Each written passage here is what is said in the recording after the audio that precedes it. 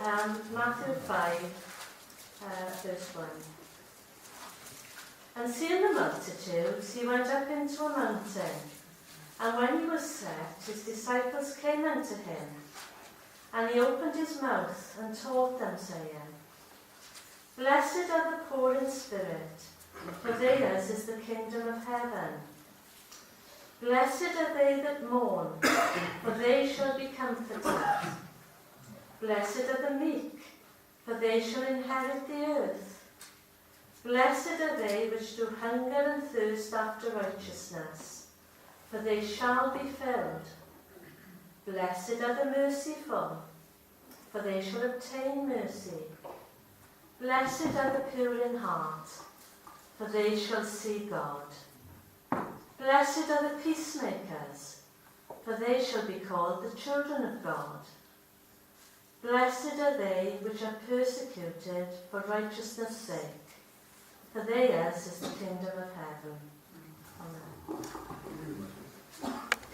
Sermon on the Mount, are they connected in some way? Are they headings of some sort? And it's debatable. Whatever and whichever way you look at it, people will always have their own opinion. But there's a caution that we have to have with the Sermon on the Mount, that it's not an instruction on how to become a Christian. It's not an instruction. Conversion always comes before consecration. Character always comes before conduct. To be something always comes before to do something. Doctrine always comes before duty. And so we find with these things that this is not some sort of listing like the Ten Commandments, the equivalent of the Old Testament, that this is how you become a Christian. No, it's not. It's what you do after you become a Christian. It's what you become in that sense of what you do. As I mentioned the other day, I think Nat West have got it at the moment as their advert. We are what we do. So we hope that they do right. Not close. in that we are what we do. And so the Sermon in the Mount is very much like with John, when Luke brings together all those different peoples in Luke chapter 3 concerning John. It's a temptation to think, when they say, well, what shall we do? And he gives those instructions, that's how they become followers of God. No, they've already been baptized and repented. And so they turn and say, well, what shall we do now? And so he says to the people, in answer to them, you do this. When the tax collectors say, what shall we do then? Then he turns to them and says what they must do. When the soldiers turn to him, he turns and says what they must do. Those are not elements of how they get into the kingdom. They're elements because they're in the kingdom. And this is what this is all about. It doesn't mean that you can't get saved from a verse from these chapters. It doesn't mean that at all. But these verses here are dedicated to those that are followers of Christ. Let's have a look at the first verse, and it will give it to us quite clearly. He, being Jesus, went up onto a mountain, and when he was seated, his disciples came to him, and he opened his mouth and taught them. You see, it's his disciples. Now, granted, by the end of the sermon, we are told that the people were around him. So it's quite clear that there were people who were not his disciples, or not necessarily amongst the inner sanctum of the disciples, that came up to listen. You see, we turn around and say, well, this part of Christianity is not for you. Why? Who said that? Who laid that law down? Who made that rule? You see, God is able to move in the way God moves. But here it is quite clear the words that are intended for the disciples. Even though a great number of people, a multitude of people, came up the mountain to listen to him. Maybe he'd gone up the mountain to get away, I don't know. But what fascinated me with this Sermon on the Mount is that he went up on a mountain, and they went with him. And because they went with him up the mountain, they could hear his teaching. If they stayed down where they were, they would not have been able to have listened to his teaching. Very simple point. But the wonderful thing is that when you go through the Gospels, there is constant reference to Jesus going up. And lo and behold, you find that his disciples go up with him. You'll find it on so many occasions that are crisis moments in the lives of the disciples. He goes up and they go with him. He goes up the mountain and they follow in his footsteps, and he is able to teach them. Where are you this morning? Can you hear the teachings of Jesus? Or are you so low down in the valley that you've not come up to where he is? In Mark's account of chapter 3, we find that Matthew and Luke, I think Matthew says that he had spent all night in prayer, in a wilderness, in a solitary place. But when we read Mark's account, it says in chapter 3, verse 13, Jesus went up on a mountain and called to him his disciples. And they came unto him, and he appointed them, and sent them to preach, and gave them power to heal. Now, what would have happened if they would have stayed down the mountain? In Matthew 5, he goes up the mountain, and they follow him, and they hear a teaching, possibly the greatest gathering of words together that have ever been collated and drawn together for the attention of the disciples of Christ. It takes the teaching of Christianity to such a high level. Watch what he says. You're not to be a hypocrite. You're not to be a pagan. You're not to be an unbeliever. You are to be better than the scribes and the Pharisees. You are to be like the prophets. And then he says this. You're to be like God. Astonishing teaching. Astonishing teaching. You see, if they were just down in the valley, they would have understood quite clearly that they were not to be a hypocrite. A pretender, as it says in the New King James Version. It is quite clear that they would have known not to be like the pagan, the heathen, when they prayed, just repeating, just like they did in the days of Elijah. Remember, they spent the whole day calling upon their gods, cutting themselves and shouting and all the different things that went on. We're not to be like that. They would know that. They would know in one sense that they had to be better than the scribes and Pharisees. For except your righteousness exceed the righteousness of the scribes and Pharisees. They would have understood that. But to be like the prophets, and then to be like God. What about that Mark's account in chapter 3, where he went down? And he called them, and they went with him, and he appointed them, and he sent them, and he anointed them. What if they did not go up? You see, the privilege and the advantage that they had. They had the option. Are you coming up? Yes, Lord, we're coming. In Luke 9, verse 28, it says there, Jesus went up onto a mountain to pray. And he took with him Peter, John, and James. And as he prayed, the fashion, I don't like the New King James, it says his face was changed. You know. That could be a change, couldn't it? If you didn't see me then, Joyce, I went, a glum look.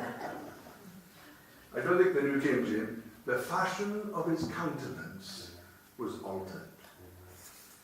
His robe became glistening and white. You see, they heard the invitation, come up. And when they went up, they saw him glorified. When you go up, they heard the teachings of Jesus. When they go up, they are with him. When they go up, he appoints them. When they go up, he sends them. When they go up, he anoints them. And when they go up, they see him glorified. How they would have missed out if they stayed down below. Peter takes up the same point concerning the Mount Transfiguration in his second letter, chapter 1. It's around about verse 15, 16. He says we were eyewitnesses. Now in the first letter he says we were eyewitnesses of his sufferings. But in 2 Peter he says this, we were eyewitnesses of his majesty. When there came such a voice to him, when he received from God the Father honor and glory, when there came such a voice to him from the most excellent glory, this is my beloved Son, in whom I'm well pleased. This voice which came from heaven, we heard on the Holy Mount. That sums it all up. When you read the Gospel accounts, it's quite clear that heaven wasn't up there, it was on the mountain. Because we're told that the disciples entered into the cloud. And the voice came out of that cloud. When they went up, heaven came down. And they heard the voice of God as they looked on the glorified Christ. Now, where are we this morning? Where are we? Don't you wish that you were a disciple of former days with the advantage that they had? Are we left just to look with pining eyes and wandering thoughts that that's it? We can never be what they were, never hear what they hear, never understand like they understood. Never be with him like they were with him. Never be appointed to have the call of God within your soul like they had that appointment. Never have that commission that he sent you to do something, whether it be to preach or to reach or to teach, wherever, whatever. I don't really care. If it's Dee in the kitchen, I don't really care. If it's Martin in the pulpit, I don't really care. He can send you to wherever it is. And to be anointed, to have power in a world that's crying out for the power of God. To see a glorified Christ, and not merely a Christ that is invisible now.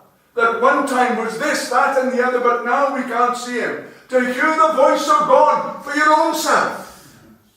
The whisper within your soul. We haven't got that advantage, have we? We've been diddled in that regard. This is what it says in Ephesians chapter 1.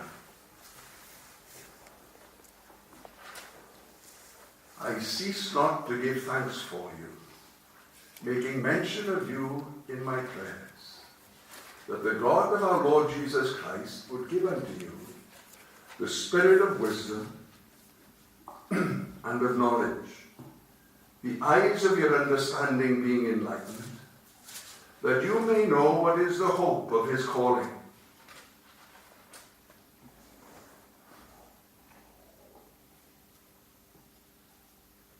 what are the riches of the glory of his inheritance in the saints, If you notice here, when you read it in your Bibles, there's no capital letters. You think you can waffle or I can waffle, for want of a better word. Paul didn't even know, couldn't even put a full stop in by it. It's one of the longest sentences in the whole of the New Testament. Mrs. Dummett, my Form 3 teacher in junior school, would have taken him to the coals for that. What is the exceeding greatness of his power to usward who believe? Still the same sentence.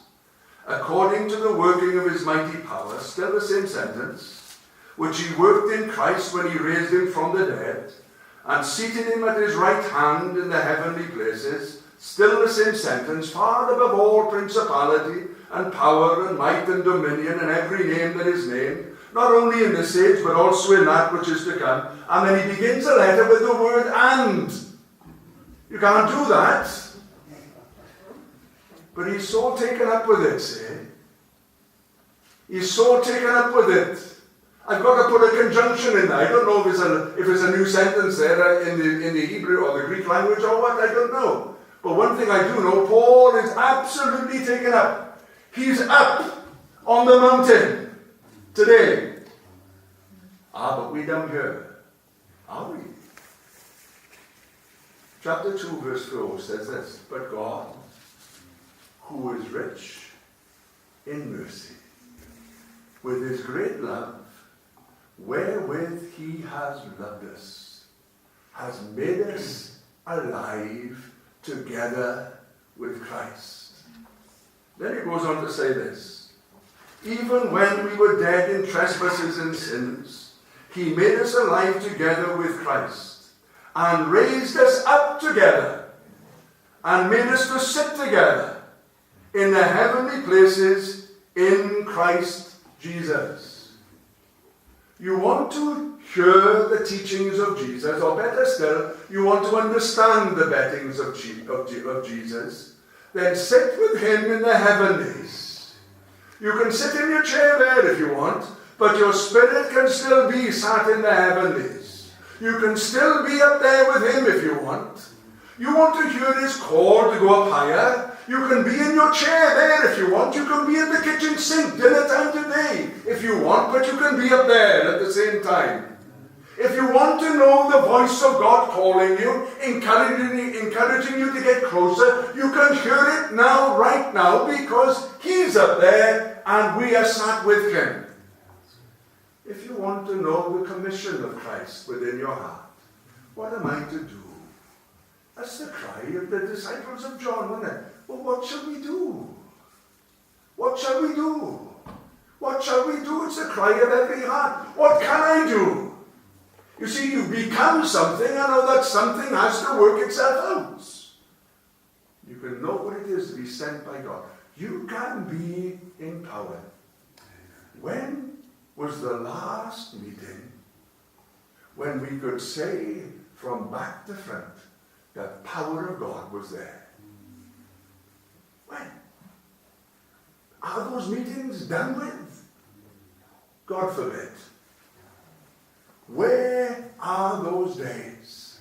Is it because we're down here and not up there? That sense of the, when was the last time you saw Jesus glorified?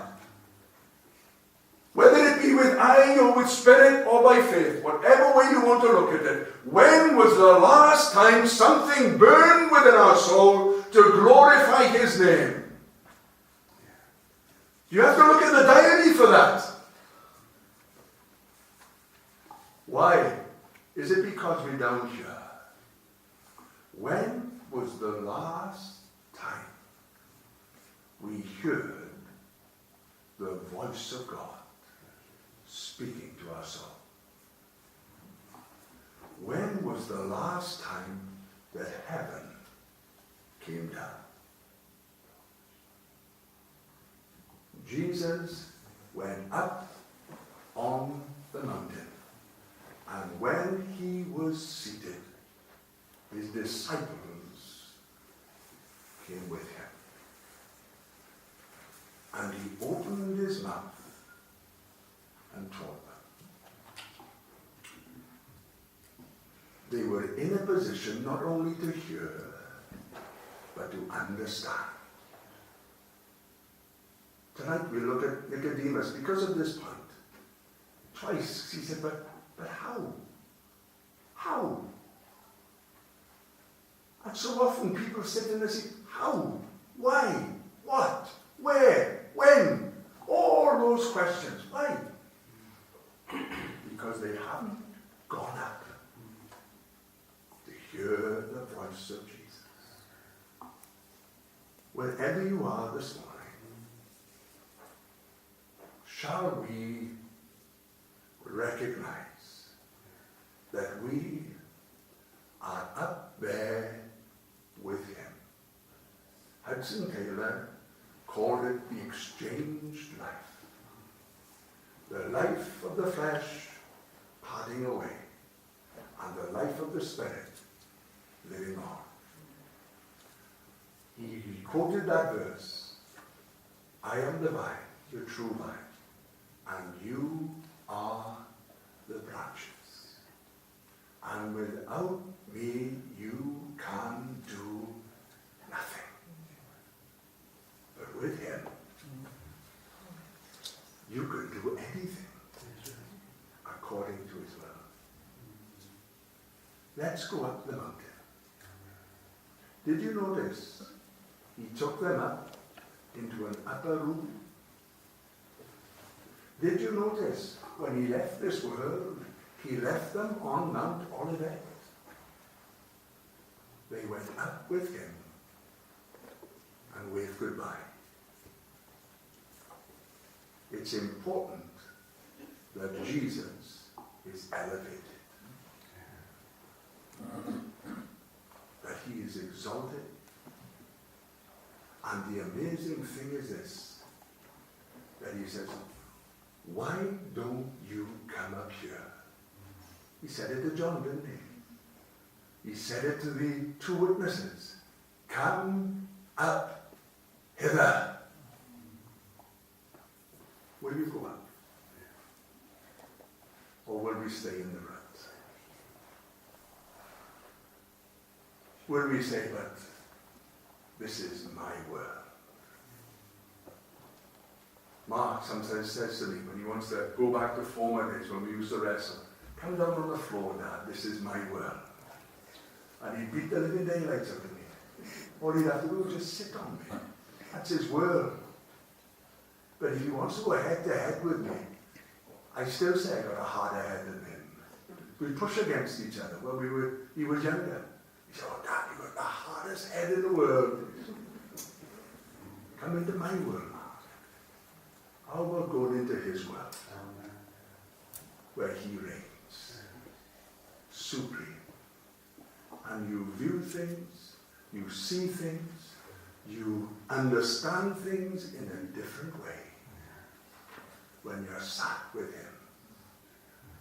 Blessed be his name, that he hasn't left us disadvantaged.